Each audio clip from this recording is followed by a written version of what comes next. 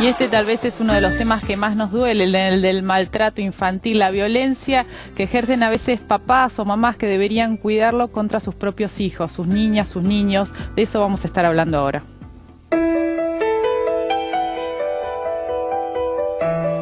El nene de 5 años que murió por los golpes de su padrastro en el barrio porteño de Flores expuso en los medios un drama que es mucho más habitual de lo que se supone y se denuncia: el de la violencia a la que son sometidos niños y niñas. Una estadística reciente le pone números al horror. En Capital y la provincia de Buenos Aires, un promedio de 15 chicos por día sufre algún tipo de maltrato en sus hogares. El dato surge del Registro Estadístico Unificado de Niñez y Adolescencia bonaerense y de los registros que tiene la ciudad. En la provincia, entre marzo de 2014 y febrero de 2015, se registraron 3.331 hechos de violencia contra niños, de los cuales 637 fueron separados de sus padres por razones de emergencia. Negligencia, maltrato y abuso sexual son las principales causas por las cuales el Estado puede decidir separar al niño de su familia. Pero como se trata de un tipo de violencia cuyas consecuencias no son inmediatas, sino que se manifiestan en los chicos a través de síntomas físicos, intelectuales o emocionales graduales, y en la recurrencia de accidentes domésticos como caídas y quemaduras, suele ser muy difícil advertirlos a tiempo. ¿Qué reacciones debemos observar? ¿En qué comportamientos o cambios de los chicos tenemos que reparar para hacer una denuncia? Y sobre todo, ¿qué hay que hacer para detener esta locura? Tremendas las imágenes, ¿no? Y cuánto duele verlo, cuánto más duele vivirlo en propio cuerpo, seguramente. Estamos para hablar de este tema con el secretario de Niñez, que es Pablo Navarro, de la provincia de Buenos Aires. Muchas gracias por venir. Estamos también con Nora Schulman, que ella es la directora ejecutiva del Comité de Seguimiento de la Convención Internacional de los Derechos del Niño. Hace muchos años que trabaja en las temáticas que tienen que ver con los derechos de niñez y agrupa un colectivo de ONGs que se dedican a este tema en la Argentina. Y estamos también con Norberto Lima, que él es trabajador social de la Secretaría de Niñez de la Provincia de Buenos Aires. Gracias por venir a los tres. Gracias a ustedes, Mariana. ¿Qué está pasando? Uno siempre, frente a estos casos que se mediatizan en los últimos días, tal vez nos horrorizamos más porque llegan a los medios de comunicación y se surge la pregunta si hay más casos donde ocurre esta violencia al interior de los hogares, hacia los niños, hacia las niñas, o es que estos casos se visibilizan a partir de que se denuncian y los medios toman la temática. A ver, creo que hay dos respuestas para esto. La primera creo que tiene que ver con compartir una cifra de 50.000 intervenciones que tiene la Secretaría de Niñez en toda la provincia de Buenos Aires. 20.000 tienen que ver con algún tipo de maltrato, algún tipo de violencia hacia los niños, niñas y adolescentes. 3.300 chicos separamos de sus familias, al menos el último año, en razón de diversas situaciones, en donde más de 1.800 chicos que fueron separados de ese grupo de 3.300 tienen que ver con el maltrato, las negligencias en sus cuidados y el abuso sexual infantil. En principio, hoy poderlo cuantificar, tiene que ver con un nuevo paradigma, desde donde nos paramos, desde donde se paró el Estado desde hace ya algunos años, al menos desde 2003 en adelante, con un cambio de paradigma que tiene que ver haber dejado atrás un patronato que invisibilizaba, que hacía desaparecer al chico en una situación antiguamente de riesgo, para hoy empoderarlo en nuevos derechos, derechos que creo que tienen que ver no solo con las sanciones de las últimas leyes, sino acá Nora seguramente puede explicar mejor que nosotros el avance que ha habido en la Argentina en la implementación no solo de la Convención, sino también de las leyes para adentro. Es cierto que se ha avanzado mucho en legislación, en ampliación de derechos, en cambiar este paradigma que institucionalizaba a los chicos, que le daba un poder omnipotente a los jueces para decidir sobre su futuro, muchas veces con soluciones que no eran las más apropiadas, poniéndolos como en el lugar de la protección de sus derechos. Pero, ¿qué pasa al interior de los hogares, ¿no? Porque la pregunta que uno se hace es ¿qué pasa que no se puede erradicar el maltrato en los propios hogares? Quienes deberían cuidarlos, brindarles el amor, ejercen esa violencia tan brutal, como vimos en esas imágenes tan duras, pero que como sabemos que ocurre, ¿no? Sí, totalmente.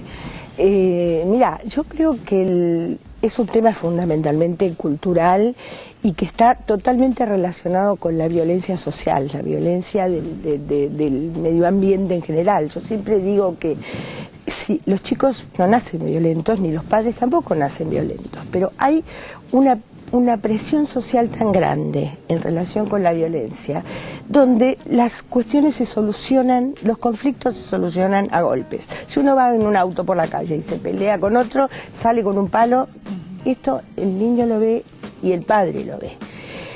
Y una cuestión de una familia que está cambiando y que la gente se resiste a que cambie el tipo de familia.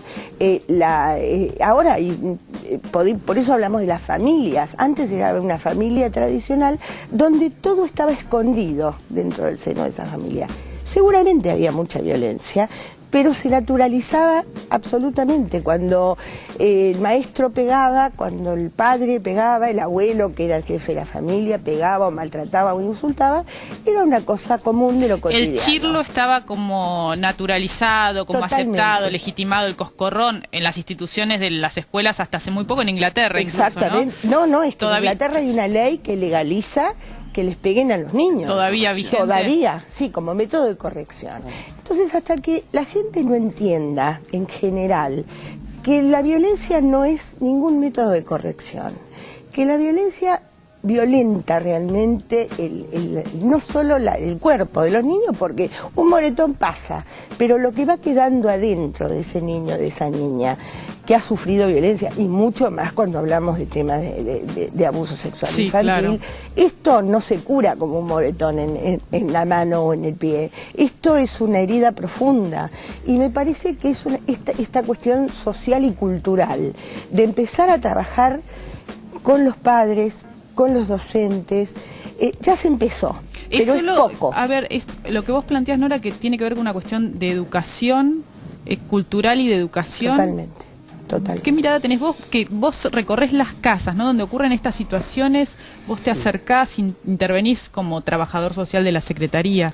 Sí, a ver, hay una parte que tiene que ver con esto del chirlo a tiempo, que uno dice, bueno, el límite a tiempo, ¿no? Porque, digamos, hay una parte que tiene que ver con esto, pero esto está cediendo. Lo que nos está quedando como más profundo es aquel padre que está gozando con el castigo, ¿no? Digamos, esto nos está quedando como lo más difícil de revertir. Por suerte, digamos, el perverso, uno de personalidades de ese tipo, psicópatas. Exactamente, donde digamos, el otro puede formar parte de mi placer, ¿no? ¿Y vos, Nora, cómo lo ves? Yo lo veo más como una cuestión vincular, ¿no? Más con este tema de no sé si hay placer. Distinto si habláramos de abuso sexual, donde hablamos de una perversión importante. Pero el tema del castigo corporal, generalmente es de las madres. No nos olvidemos que estadísticamente, no sé cuáles sean tus estadísticas, pero que la que larga el chirlo, la que larga el coscorrón, es la madre. No es, dentro del grupo familiar, es muy golpeadora. Esto parece que queda mal decirlo, pero en realidad es así porque es obviamente la que está más en contacto con los chicos durante todo el día. Y hay una tolerancia permisiva dentro del grupo familiar a esto que decía él, al chirlo, bueno, cállate porque te voy a matar. Alguna vez se nos habrá escapado alguno de nosotros, pero cuando uno lo piensa un poquito, en la mente de un niño de 4, 5, 6 años, que la madre o que el padre le digan te voy a matar, tiene un significado tan importante que es muy difícil de Pablo, borrar. ¿y vos cómo pensás que tiene que intervenir el Estado frente a este escenario? Bueno, esto ¿no? quería un poco, responder. Me parece que no se trata únicamente de una cuestión cultural. Me parece que la cuestión cultural, termina desde el momento en que vimos el otro día una movilización, muy importante, que dijo basta algo, ¿no? Pero la semana siguiente siguieron habiendo femicidios, ¿no? Seguramente. El maltrato lamentablemente siempre ha existido, hoy está aumentando también, es real. Pero también es real, que el Estado ha creado herramientas para denunciar, el Estado está mucho más presente, está mucho más activo, más alerta. Nosotros identificamos a través de indicadores que por suerte en la provincia de Buenos Aires, junto con UNICEF, pudimos comenzar a trabajar, y esto, digo, Nora también fue parte. Hace 3 años pusimos en marcha una guía de intervención de todos los actores públicos, educación, salud, nosotros, cuerpos de seguridad, la propia justicia, qué hacer ante una situación. Claro. Esto aumentó las denuncias, aumentó las intervenciones, seguramente evitó muertes, Mariana. Y también en esto, digo, me parece interesante decir que todavía falta, digo. Claro. El otro día discutíamos acerca de qué tiene que hacer la gente. Claro, por supuesto que escuchaba a algunos abogados mediáticos decir llamen al 911, cuando tenemos desarrollado nosotros un número de teléfono, el 112, ¿no? Eso hay que agendarlo, que se ha 112, federalizado. claro. Las herramientas que ha tenido el Estado ha sido una fuerte presencia en recrear el hábito, digamos, los buenos Pablo, hábitos, si, ¿no? si ese hogar no es bueno para un niño o para una niña donde ustedes detectan estas situaciones, ¿qué hace el Estado? ¿Dónde va ese niño a vivir? A ver, en principio evitamos la desvinculación. Como segunda medida, y si esto es inevitable, tratamos de resolverlo en su propio vínculo afectivo. Tíos, abuelos... Pero si el papá y la hermanos. mamá son violentos, no son buenos para ellos. Seguramente el apartamiento de este vínculo familiar va a ser la respuesta que va a tener por parte de los órganos proteccionales de la Secretaría. El intento se hace. El intento de que esos padres dejen de ser violentos es un intento que muchas veces se revierte. Por eso decimos en esto, digo, el último recurso, la última ratio de nuestro trabajo de intervención, digo, cotidiano es evitar el apartamiento. Si esto nosotros no lo evitamos y llega a tomar esta decisión alguno de los organismos, de los más de 200 organismos que tenemos en la provincia, el 50% se resuelve en la propia familia ampliada. Abuelos, tíos, medios hermanos, primos. Que se hacen cargo. Que se hacen cargo. Y el otro 50% en nuestros 2 grandes programas, que son los hogares convivenciales, hoy nueva mirada de hogares convivenciales, ajustados a la Ley de Promoción y Protección de la provincia y de la Nación, o a un nuevo programa que tenemos en la provincia que son de familias comunitarias. Hoy la ley de adopción pone límites. En la provincia de Buenos Aires hay un procedimiento en el que 6 meses son los que el Estado, nosotros tenemos para trabajar, ya sea la revinculación con esta familia de origen, o ya sea hacer cesar esas causas, o bien pedirle al juez la adoptabilidad, el pedido de adoptabilidad de este chico, que hace de alguna manera hacer cesar esos tiempos, esos letargos que existían, esos grises que quedaban de alguna forma abandonados por el Estado, ¿no? Porque después no decidía y quedaba en una institución sin la posibilidad de tener el derecho a una familia. A una familia, que es un poco lo que nosotros venimos militando desde hace mucho tiempo en esto de poder promover la ley de adopción. Así que en esto, Mariana, el aumento yo creo que tiene que ver con estas 2 cuestiones. También en esto digo, voy a coincidir con lo que Nora plantea.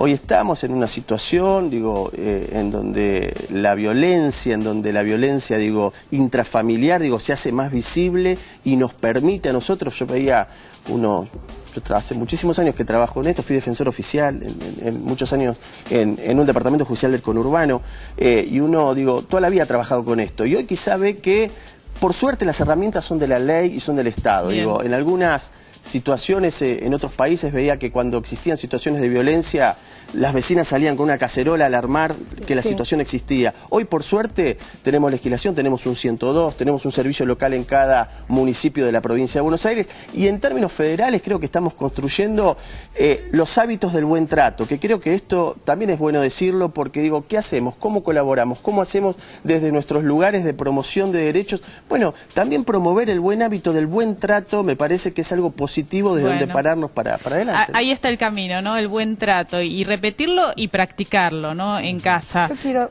Chiquito, una cosita, chiquito que me corren allá. Una cosita muy chiquita, y es la responsabilidad de la justicia. Bien. En esto, ¿no? Porque a veces es cierto, el funcionamiento del Estado va de una manera y la justicia produce hechos que son violatorios de los derechos humanos de los niños. Lo hemos visto. Y acá me mucho. queda decir que hay 2 casos en este momento, que es el tema de los chicos de Galeano que están viviendo con el femicida y con la madre Rosana Galeano, que femicida. fue asesinada, digamos, condenado su expareja y su ex suegra por su femicidio, ¿no? Y esos chicos, hijos de Rosana, están viviendo con quienes fueron condenados por su femicidio. Por femicidio. Y el otro tema es el de la doctora Andrea Vázquez, que ha sido separada de sus hijos tres hijos hace 3 años y por la fuerza pública. Entraron 11 policías a la casa a sacar 2 criaturas. Esto es todavía lo que tenemos que hacer fuerza en conjunto, sociedad civil y gobiernos, para enfrentar esta